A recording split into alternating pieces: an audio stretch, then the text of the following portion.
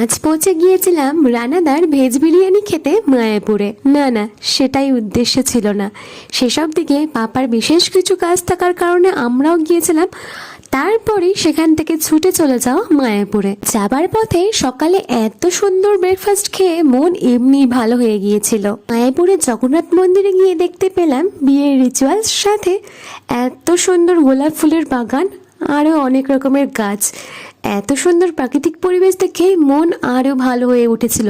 অনেক ঘোরাঘুরি হলো, এবার কিন্তু পেট পুজো করতেই হচ্ছে।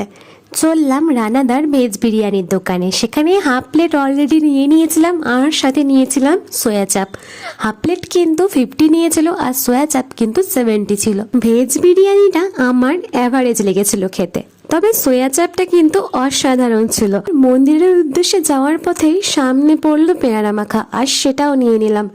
খেতে দারুণ লেগেছিল। এই চারিদিকটা ঘুরে নিজেদের মতো করে সময় কাটিয়ে গল্পগুজব করে ঠাকুরের কিছু জিনিস কেনাকাটার পর সময় হয়ে গেল বাড়ি ফিরে আসার। চলো টাটা।